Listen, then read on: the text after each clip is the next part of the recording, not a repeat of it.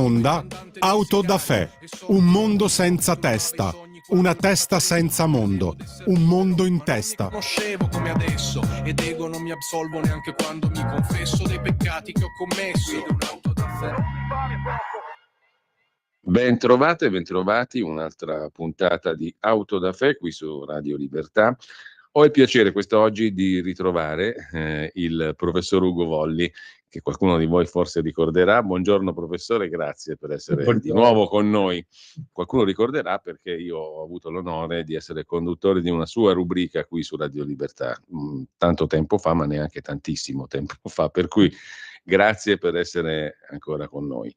Per chi ci ascolta, il professor Ugo Volli, che naturalmente tutti conoscono, è semiologo, giornalista, critico teatrale, ha insegnato nelle università di Bologna e Torino, ha al suo attivo una trentina di libri, tra gli altri il manuale di semiotica, contro la moda, le figure del desiderio e molti articoli scientifici. Spesso scrive di argomenti ebraici e medio orientali, anche in virtù della sua cultura ebraica e della sua appartenenza. Intanto voglio citare anche gli ultimi libri del professor Volli in ordine cronologico. L'ultimo del 2024, mi corregga se sbaglio, professor Volli, Interrogare il senso verso una semiotica critica, edito da Nomos Edizioni. Ed è un libro che io non ho letto, così come il penultimo di cui parlerò tra poco, mentre il terzultimo l'ho letto con molto gusto. Quest'ultimo libro, dicevo, raccoglie una parte del suo lavoro sotto il profilo della interpretazione dei segni, appunto, ma sotto il profilo più contemporaneo e politico. Una riflessione sull'attuale sistema di valutazione della ricerca umanistica, sulla frammentazione dei contributi accademici, un'analisi dei fenomeni di senso e un'indagine anche sulla natura del significato, che è una questione con la quale abbiamo a che fare tutti i giorni anche sotto il profilo non accademico, no? Perché quando leggiamo qualcosa o quando cerchiamo di capire qualcosa del mondo in cui siamo alle prese con queste questioni.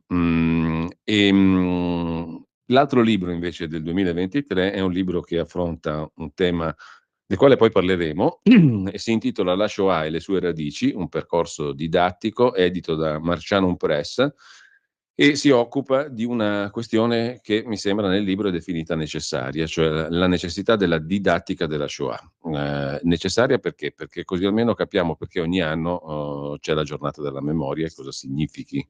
E ricordiamo adeguatamente il genocidio del popolo ebraico. Poi parleremo di genocidio, perché di questa parola è stato fatto un uso, credo, largamente improprio in queste ultime settimane e giorni, e anche da fonti autorevolissime, da pulpiti autorevolissimi. Un libro che ci aiuta a ripensare criticamente anche la nostra storia, che ha reso possibile in qualche modo questo unicum che è stato il genocidio del popolo ebraico. Uno strumento didattico per un tema educativo difficile, ma anche, diciamo, affrontabilissimo nelle nostre scuole, a patto che si sia chiari nelle definizioni. Non si descrivono qui solo i fatti del genocidio e il regime nazista che lo preparò, ma si sforza di inquadrare la distruzione degli ebrei europei in un contesto più ampio, non solo in Germania e nei campi di sterminio nazisti, ma in tutta Europa, considerando anche i paesi occupati, paesi alleati, e con uno sguardo anche alle vicende italiane. Il libro si occupa di alcuni temi che poi vediamo riaffiorare anche nel corso del tempo e nella cronaca quotidiana. L'antigiudaismo cristiano, oltre a quello islamico, e quello laico della modernità.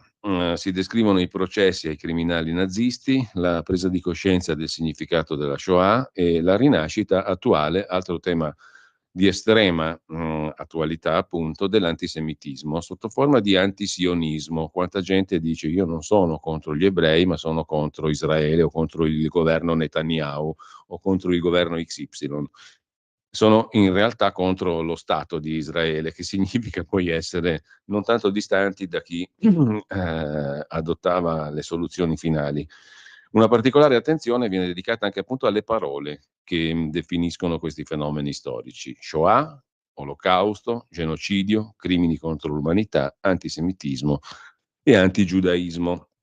L'altro libro del 2022, quello a cui mi sono fermato io come lettore, è straordinario, io ve lo dico da lettore in questo caso, Musica sono per me le tue leggi, storie di Davide, re di Israele, edito dalla nave di Teseo. Su questo non dico niente perché ve lo scoprite, è una sorta di summa dell'essere umano attraverso la figura di Davide, che è un re, diciamo, di una poliedricità quasi irriassumibile. Il professor Volli, lei ha cercato di riassumerla, ci è anche riuscito per me da lettore, ma è veramente un campionario psicologico, antropologico, umano, sconfinato, riassunto in una sola persona, in questa figura storica e anche mitica di Davide, re di Israele. La faccio corta a questo punto perché, professore, partiamo in realtà largamente, poi ripercorrendo alcuni dei temi che abbiamo accennato attraverso i tuoi ultimi 3 libri, citiamo del tu, facciamo prima. Ma lo facciamo Partiamo da un tuo articolo sulla Stampa che è uscito martedì 19 novembre scorso e che ha preso lo spunto da un fatto importante direi, cioè una frase contenuta nell'ultimo libro di Papa Francesco e anticipata dal quotidiano La Stampa, per cui poi hai scritto questo articolo. Il Papa in sostanza diceva, ha scritto, anzi non diceva, ha scritto in questo libro che bisognerebbe indagare se l'azione militare israeliana a Gaza, quella tuttora in corso, costituisca un genocidio.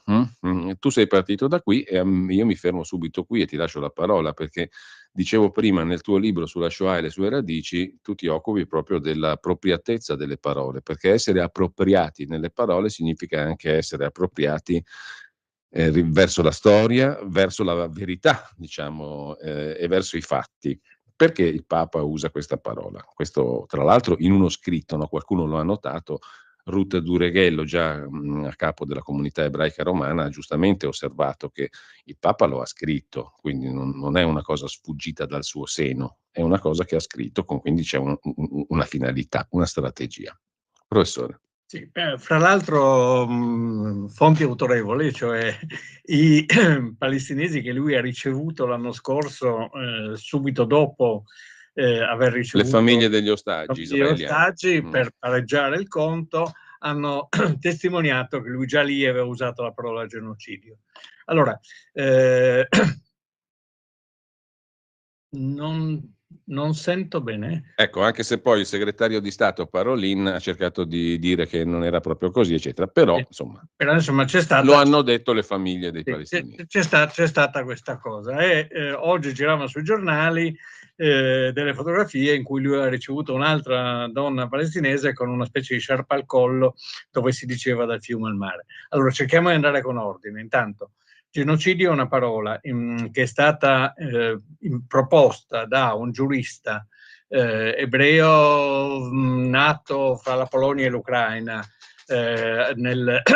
verso il 1910, era un giurista che si occupava di crimini, di grandi crimini, era stato molto colpito dal tentativo di distruzione del popolo armeno che era stata realizzata dai turchi subito dopo la fine della Prima Guerra Mondiale e gli sembrava che fosse una cosa simile a quello che stavano facendo ai tempi suoi i tedeschi sulla popolazione dei luoghi dove lui era nato, dove era vissuto, eccetera, eccetera. Cioè la grande strage che noi chiamiamo Shoah, che è una parola ebraica che vuol dire distruzione, no? Lui propone insistentemente a partire dalla fine degli anni 30 l'idea che bisogna creare un crimine specifico, una figura di crimine specifico, una figura di colpa specifica per chi cerca di distruggere completamente un popolo, che è diverso dai crimini contro l'umanità, perché il cuore della faccenda è l'idea di eliminare dalla faccia della terra una popolazione, cosa che purtroppo capita, no? Cioè, c'è la caccia a uomini, donne, bambini, eccetera, per distruggere quella popolazione. È successo agli armeni, è successo, diciamo, più di recente ai Tutsi in Ruanda, è successo al popolo ebraico. L'obiettivo dei nazisti era la Endlösung, la soluzione finale, la distruzione totale del popolo ebraico, in cui non contavano le convinzioni politiche, non contava neanche l'appartenenza religiosa, potevano essersi convertiti al cristianesimo, potevano essere atei o qualunque cosa, non contava, contava l'idea che il popolo ebraico fosse una razza e che questa razza fosse così dannosa, negativa, eccetera, eccetera, da dover essere distrutta. Questa è la premessa. Allora, quando uno usa la parola genocidio, non sta dicendo succedono delle cose molto gravi, succedono ci sono molti morti o qualcosa del genere. Sta dicendo una cosa molto precisa, sta dicendo qui c'è qualcuno che sta cercando di eliminare un popolo. Il sospetto di questa cosa è di per sé molto infamante. Il sospetto di un genocidio attribuito al solo Stato ebraico che ci sia al mondo, è quello in cui vive più o meno un po' più della maggioranza, la maggioranza degli ebrei del mondo, è qualcosa di particolarmente atroce, perché ribalta sugli ebrei lo stesso crimine di cui sono stati oggetto, cioè il tentativo di eliminazione. Ecco, finora questo tipo di accusa, correggimi se sbaglio, era già risuonata, no? Però proveniva da settori estremi della politica, da sinistra o da destra, nei confronti del popolo e dello Stato di Israele soprattutto, ecco, mettiamola così. Che lo dica il Papa è un novum. Sì, che lo dica il Papa è una cosa nuova ed è una cosa totalmente priva di basi di realtà, perché ci sono due aspetti in un reato del genere. C'è un aspetto di intenzione e c'è un aspetto di realizzazione. Allora, bisognerebbe, per dire che qualcuno vuole commettere un genocidio, bisogna dire che qualcuno ha l'intenzione di distruggere un certo popolo o una certa religione, una certa razza, che è una parola che a me non piace affatto, ma insomma Sì. ci sta dentro questo contesto, primo, e secondo, che ha commesso degli atti tali da andare in questa direzione.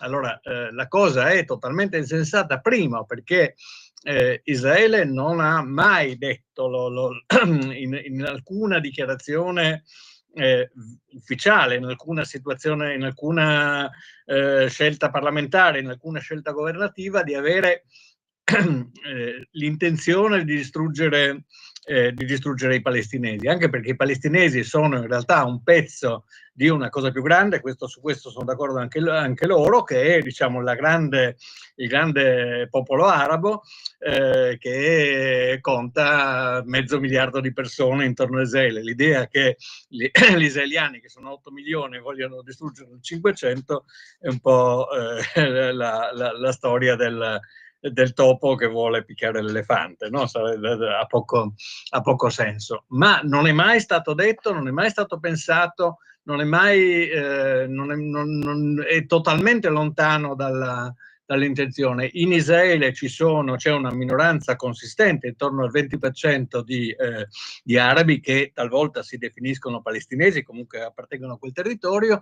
i quali non solo sono pienamente liberi. Te lo stavo per chiedere, non c'è una differenza fra coloro che vivono nella striscia di Gaza e coloro che sono rappresentati nelle istituzioni israeliane, perché esprimono anche deputati al Parlamento israeliano, no? E vivono tranquillamente in Israele. Esprimono deputati, esprimono ministri, esprimono giudici della Corte Suprema, esprimono professori In universitari, tutte le istituzioni. hanno sindaci, eccetera, eccetera, e sono ammessi all'università, sono trattati come cittadini, come tutti gli altri, hanno partiti, e quindi da questo punto di vista non c'è nessuna differenza. Sono cittadini israeliani. In Israele ci sono 3 lingue, se uno va e vede le frecce per le strade o le leggi o cose del genere, sono scritte in ebraico, in arabo e in inglese. La cosa interessante è che nel mondo stesso che si definisce palestinese fino agli anni 60, l'idea di una realtà separata palestinese non c'era, una rivendicazione di uno Stato palestinese non c'era, c'era la rivendicazione di uno Stato arabo che spesso era indicato nei termini antichi, nei termini come Siria del Sud. No? E loro si sentivano, anche dal punto di vista linguistico e dialettale, vicini come i giordani, come gli arabi libanesi, eccetera, si sentivano parte di questo gruppo. Quindi non esiste nessuna differenza fra quelli che giuridicamente sono arabi israeliani e quelli che appartengono alla autonomia palestinese, se non per una scelta che fecero i loro nonni o bisnonni nel 48, quando quelli che poi divennero arabi israeliani decisero di stare dove vivevano i loro genitori, quindi stare nelle loro varie città e villaggi, che sono parecchi, mentre altri scapparono e furono i famosi profughi. Questi sono definiti oggi palestinesi e in qualche modo hanno la cittadinanza dell'autorità palestinese. Allora, il punto fondamentale è questo: dentro Israele c'è pieno spazio per la popolazione araba, con tutti i diritti sociali, politici, eccetera.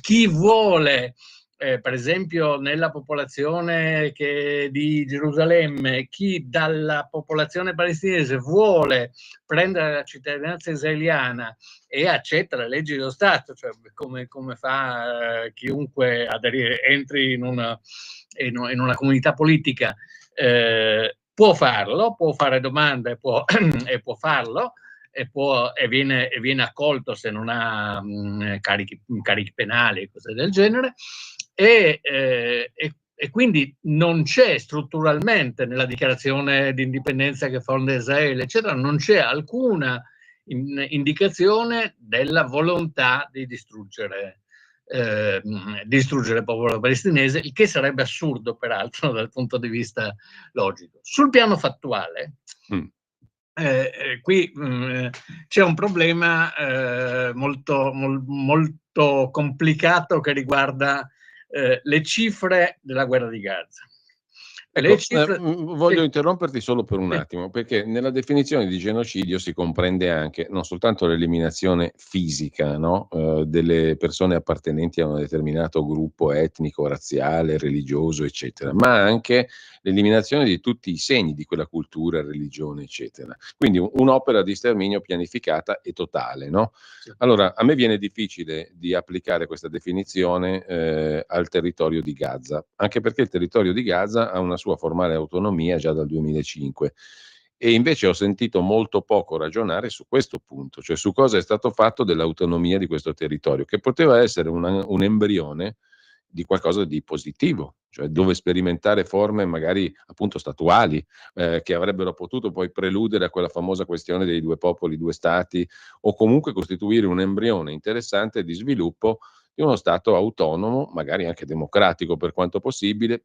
Tutti, diciamo, gli stati circostanti non testimoniano molto a favore di questa evoluzione, però poteva esserlo.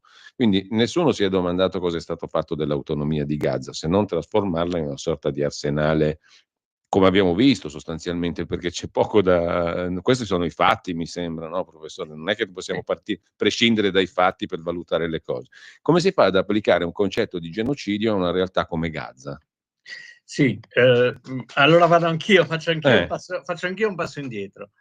2 passi indietro. Uno è i segni della memoria e della cultura. Chiunque gira in Israele vede le moschee, vede come vede le chiese, vede le croci, vede i minareti, vede moschee a Gerusalemme, fra l'altro nel Monte del Tempio, la moschea di Al-Aqsa, eccetera. Ecco, Ma diciamo, in ogni villaggio. non le vedi più in Nakhichevan o in Artsakh, cioè lì gli hanno cancellato la memoria agli armeni, no?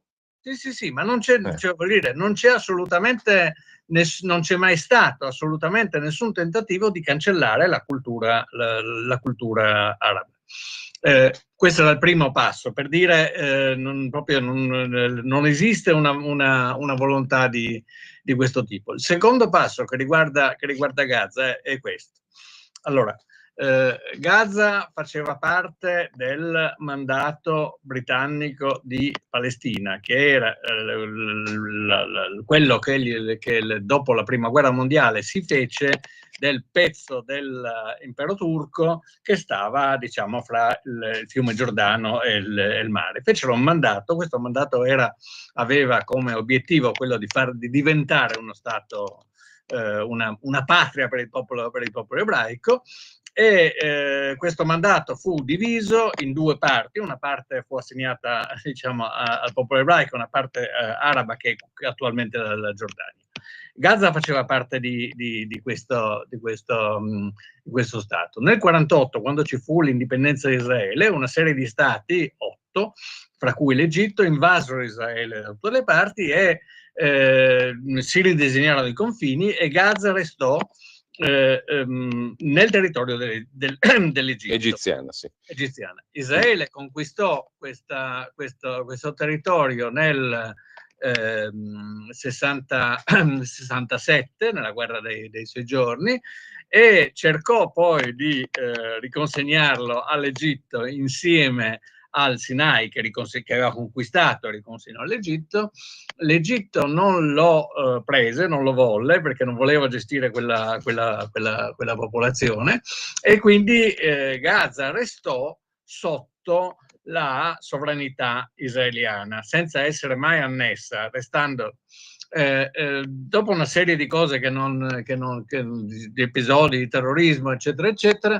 Israele decise, in particolare Sharon, il grande generale che in quel momento era primo ministro, decise di sgomberare completamente Gaza, di consegnarla all'autorità palestinese e di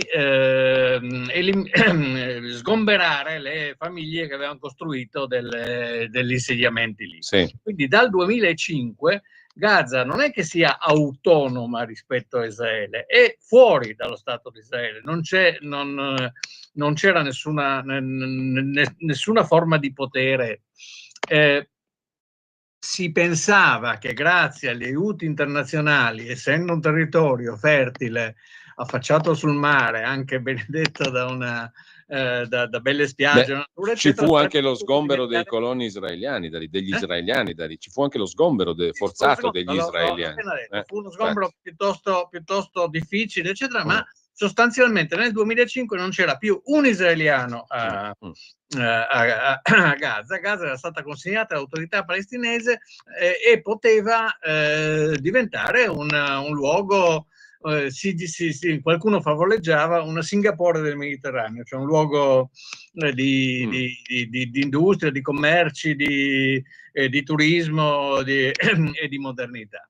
Nel 2006 l'autorità palestinese conobbe una scissione molto dura al suo interno, in cui Hamas, che era la maggioranza in Parlamento, fu buttata fuori dal governo ad opera di Abu Mazen, di quello che è ancora il presidente dell'autorità palestinese, non avendo mai più fatto elezioni, e si vendicò in qualche modo prendendo il potere a Gaza, eliminando tutti i membri del partito di Abu Mazen, che si chiama Al-Fatah, e instaurando una dittatura lì dentro. Questo succede nel 2006.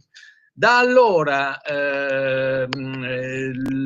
l'impegno di Hamas è stata quella di costruire una fortezza, in particolare una fortezza con armamenti sotterranei, con grandi gallerie. Sembra che ci siano molte centinaia di chilometri di galleria, più della metropolitana di Parigi, e tutti gli aiuti internazionali furono usati per costruire queste forme di armamento, con un forte aiuto da parte dell'Iran soprattutto. Quindi in una serie di occasioni, 4 o 5 volte, Hamas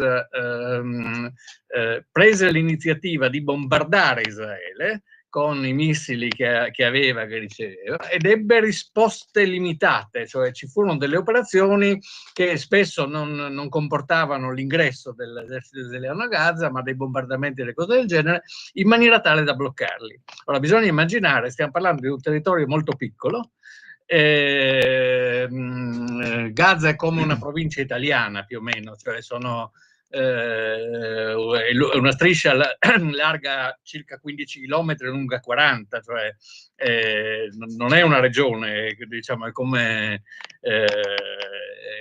la provincia di Parma o qualcosa del genere. E questo posto divenne una specie di fortezza missilistica che ogni tanto esplodeva contro Israele. Israele si è sempre astenuto dal cercare di occupare Gaza, perché voleva dire prendere il potere su tutta quella gente, e ha creduto di bloccare Hamas attraverso queste reazioni ai suoi bombardamenti, bloccandosi sempre in maniera molto iniziale, cioè non facendoli troppo male, ma facendoli intendere che dovevano finirla. Questo è andato fino al 7 ottobre dell'anno scorso, quando è successo qualche successo. Certo. Allora, da questo punto di vista, la politica di Israele è stata quella di lasciare che Gaza si autoamministrasse, di cercare di impedirgli di avere le armi il più possibile, considerando che Israele non ha il controllo completo del confine di Gaza, perché una parte è mare, l'altra parte è Egitto, ma cercando di bloccare questa cosa e cercando di acquistare quella che viene chiamata dissuasione, cioè una capacità di reazione, in maniera tale che loro si rendessero conto che non potevano assalire Israele, che era molto più grossa e più forte. Questa cosa è stata un'illusione. Il 7 ottobre è venuta non solo la terribile invasione, con 1200 persone uccise, fra cui un sacco di ragazzi che stavano a una festa musicale, con centinaia di stupri, con 200 persone rapite, vecchi, anziani, bambini, storie orribili che non sto a ripercorrere, ma anche con 5.000 missili in 24 ore piovute su Israele. Stai ascoltando Radio Libertà, la tua voce libera, senza filtri né censura. La tua radio. Lo amiamo perché ci offre sempre le cose più buone e naturali. Linea Alberto Acerbis. Un saluto cari amiche, cari amici, insomma cari ascoltatori da Alberto Acerbis. È iniziata la campagna olearia, in questo momento chi ama l'Italia non può non amare anche i suoi frutti, che alla fine sono i suoi figli. Parliamo dell'olio Acerbis, parliamo di estrazione a freddo, parliamo di olive raccolte al giusto punto di maturazione. Parliamo di un qualcosa di straordinario. Ormai non c'è più spazio per il non lo sapevo. L'olio Acerbis, olio italiano 100% estratto a freddo, olive italiane. Mettete in casa qualcosa di unico, di straordinario, che vi fa davvero riscoprire i sapori di un tempo. 6 bottiglie da litro di olio Acerbis, d'olio novello, straordinario, 84 euro. Olio nuovo, prezzo vecchio. Trasporto non lo pagate. Per ordinarlo, per prenotarlo, chiaramente direttamente al frantoio 030 68 40 408 oppure olioacerbis.com, perché l'olio bu è sempre a galla. Stai ascoltando Radio Libertà, la tua voce libera, senza filtri né censure, la tua radio. Israele non si aspettava assolutamente questa cosa. Ecco, tu lo scrivi chiaramente, no? È stata colta di sorpresa. Sì, e fra l'altro c'è la grande il grande problema dentro Israele in questo momento è di chi è la colpa di questa sorpresa, no? La colpa è di Netanyahu, che è il primo ministro, la colpa dei servizi segreti, la colpa dei militari. Fatto sta che non c'erano le riserve, non c'erano le armi, i primi elicotteri che hanno contrastato l'invasione di Hamas l'hanno fatto nel pomeriggio, mentre l'invasione è cominciata alle 6 di mattina, cioè c'è stata molta disorganizzazione. Israele non voleva questa guerra, non ci credeva, non l'ha cercata, è arrivato proprio molto impreparato. A questo punto però la misura era assolutamente colma, cioè la cosa che Hamas ha sempre detto è questo per noi è l'inizio di un'operazione di distruzione di Israele, noi questa cosa la facciamo, non ce ne pentiamo, la faremo e la rifaremo, e quindi il problema di Israele è quello come di qualunque Stato. Proviamo a immaginare una cosa del genere che succeda, che parta dalla Croazia e arrivi. Certo. Il problema era quello di distruggere la forza militare di Gaza. A questo punto richiamo il problema del genocidio, se vuoi. Ecco, sì, ci torniamo. Ecco, anzi, ti prego di chiarirlo a questo punto. Sì. Allora, Allora, alla luce di tutto questo, che secondo me è un antefatto necessario, era necessario mettere in fila i fatti, no, accaduti. Allora, quello che è successo, ancora una cosa va detta, non bisogna pensare a Hamas come a un esercito regolare che combatte in campagna e cose del genere. Hamas ha una forma di organizzazione militare avanzata. Ecco, diciamo per capirci, non è la guerra Russia-Ucraina, dove sì, tutto sommato ci sono eserciti tradizionali. Sì, che si scontrano, diciamo, soprattutto nelle campagne, e poi anche ci sono bombardamenti di città, ma il problema fondamentale, l'esercito di Hamas, che non era piccolo, era intorno ai 50.000 uomini, è tutto nascosto nei tunnel, in questi tunnel dove non entrano i cittadini normali, e disperso nelle città di Gaza. E il problema fondamentale di Israele era quello, facendo entrare i suoi soldati, su come impedire che la guerra funzionasse per agguati, cioè il fatto che questi che avevano questi tunnel dappertutto, che uscivano nelle case, negli ospedali, nelle moschee, sbucassero fuori, sparassero alle spalle dell'esercito italiano e ritornassero fra le case in questi tunnel, eccetera. Quindi c'è stato un grandissimo lavoro per cercare di separare i militari di Hamas, vogliamo dire così, i terroristi organizzati di Hamas, dalla popolazione, uno sforzo molto grosso per cercare di colpire il meno possibile la popolazione, che però veniva usata come scudo da questi. Il risultato è che, secondo le dichiarazioni, perché qui veniamo ai numeri, secondo le dichiarazioni di Hamas stesso, di quelle viene chiamato Ministero della Salute di Gaza, ma è un organo di Hamas, i morti sono stati a oggi, cioè dopo 13, quasi 14 mesi, 44.000, su una popolazione di 2 milioni di Gaza e su una popolazione di 5 milioni dei palestinesi in generale, quindi sotto l'1%, diciamo,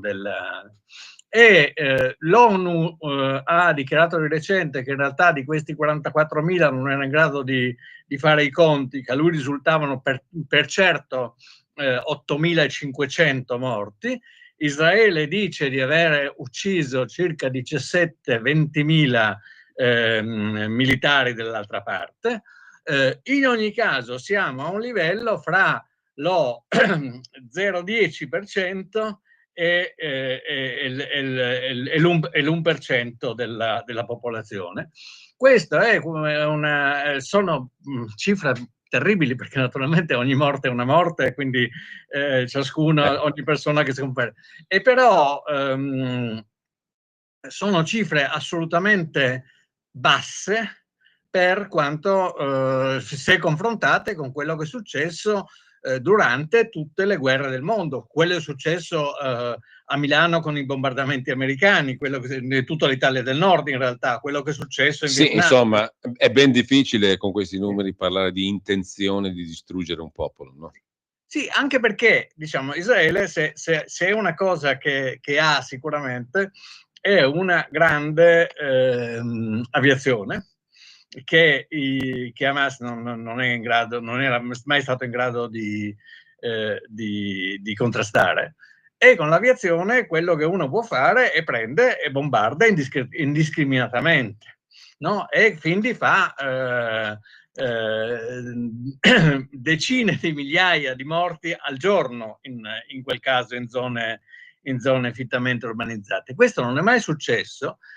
Israele, fra l'altro, ha ormai l'abitudine sia a Gaza, sia nel Libano, che si è aggiunto poi alla guerra, di indicare preventivamente i luoghi in cui agirà, di indicare anche gli edifici che bombarderà, cioè ci sono delle cartine che vengono distribuite, hanno fatto milioni di telefonate, di SMS, buttate i volantini per aerei, mandato le cose per WhatsApp, eccetera, eccetera, in cui dice: domani noi andiamo, entreremo in questo isolato, ormai assolutamente precise le cose, per cui levatevi, no? E spesso ha indicato delle zone sicure, ha indicato delle vie di fuga, eccetera. Quindi il tentativo è stato quello di, il più possibile, di isolare i terroristi, di salvaguardare nel limite del possibile la popolazione,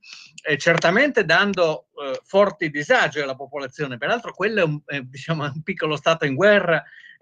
Quando c'è una guerra la popolazione non sta bene. Ricordiamoci per l'appunto la seconda guerra mondiale in Italia e l'avanzata degli alleati che ha devastato il nostro paese, e quindi si tratta di una guerra con tutti i problemi. Parlare di genocidio a proposito di questa cosa è assolutamente sbagliato e provocatorio. E qui vorrei fare due osservazioni. La prima, in linea retta con quello che stai dicendo adesso. Tu scrivi nell'articolo del 19 novembre sulla Stampa, che citavo prima, che parlare appunto di genocidio, ma anche solo di sproporzione militare, significa ignorare un fatto esplicito, chiaro, che c'è una volontà dichiarata, costitutiva di Hamas, di Hezbollah, ma anche dell'Iran, di distruggere lo Stato di Israele e di sterminare i suoi cittadini.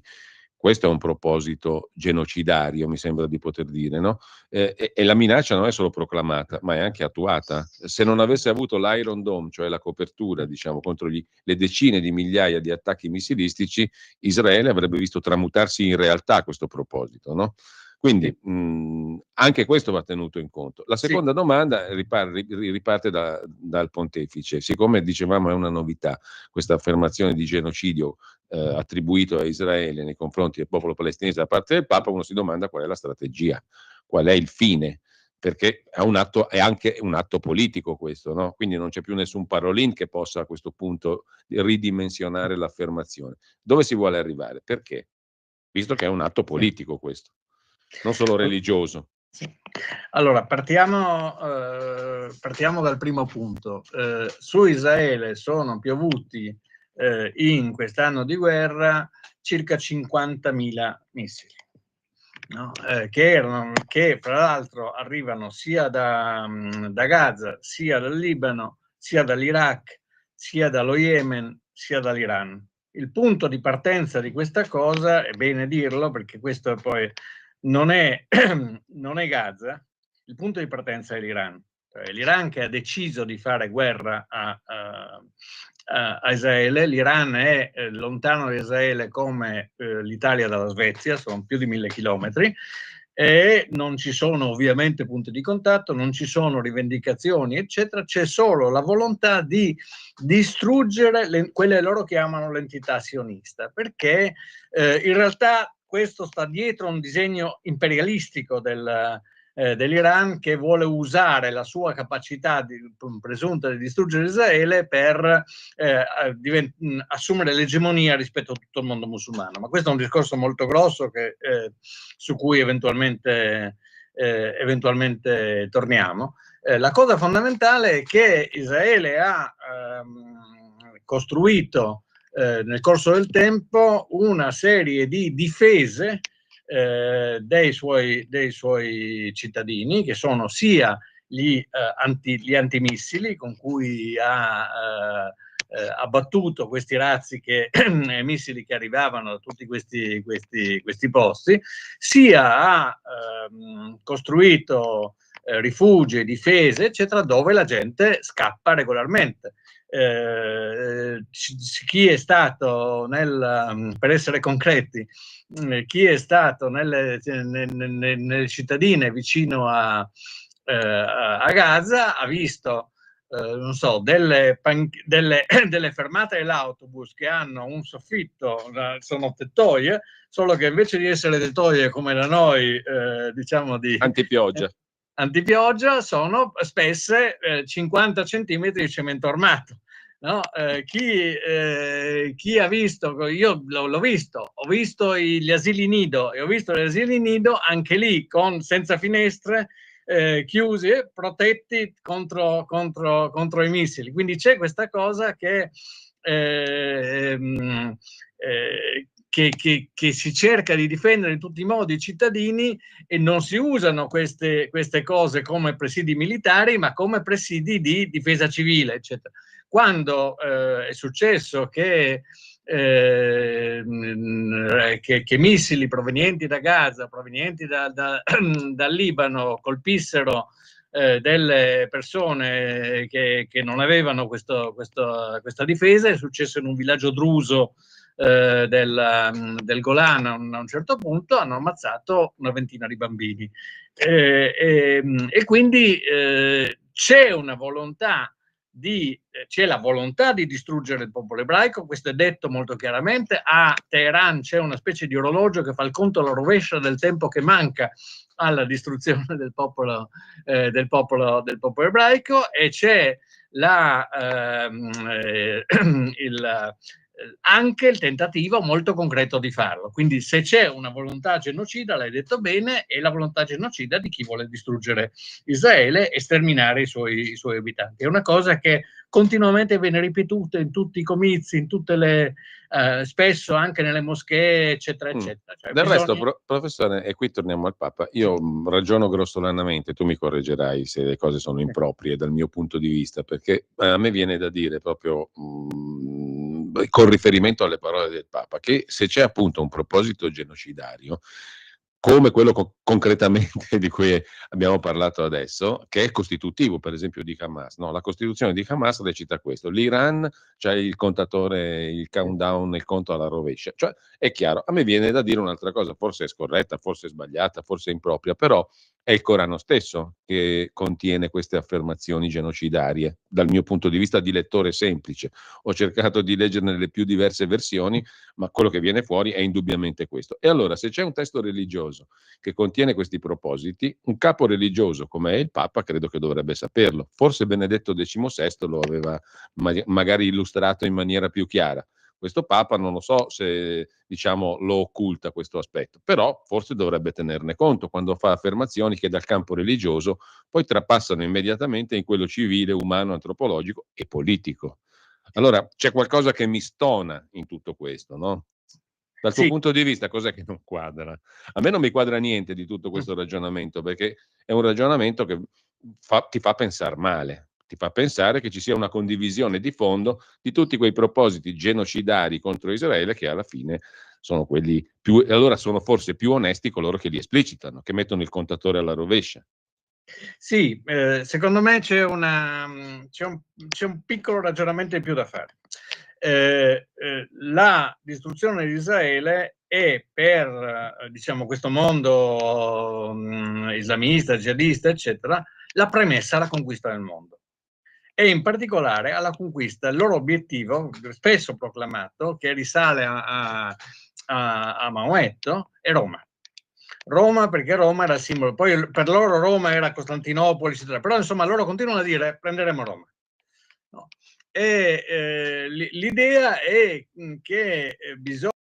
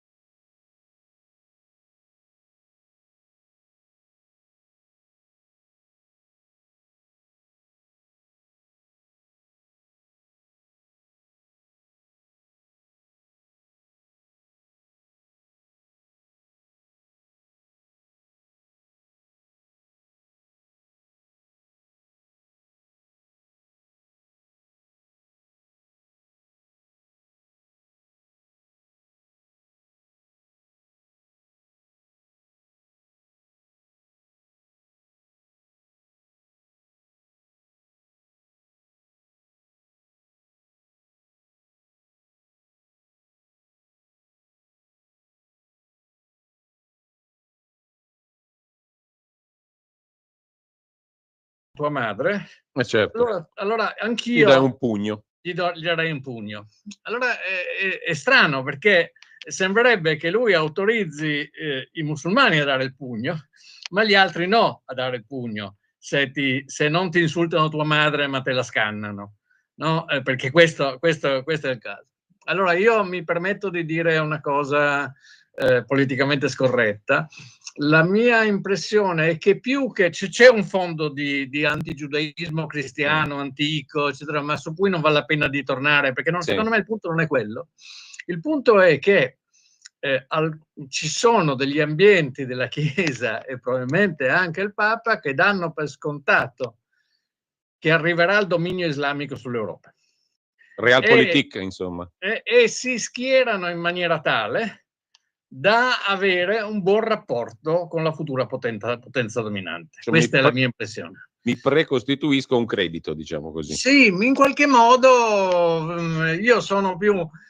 questa cosa è stata spesso anche portata dall'altra parte, no? Ci sono quelli che parlano di Gesù palestinese, che è un non senso storico oltre che teologico. Ci sono quelli che dicono, per esempio nell'autorità palestinese, che dicono che loro sì, le chiese cristiane le accettano, ma non la religione ebraica, eccetera, anche se in realtà dove hanno dominato loro, i cristiani hanno avuto una pessima sorte. Basta pensare al fatto che a Betlemme, quando Israele ha lasciato il potere sulla città, i cristiani erano maggioranza e oggi sono il 10% dopo 30 anni di autorità palestinese, eccetera.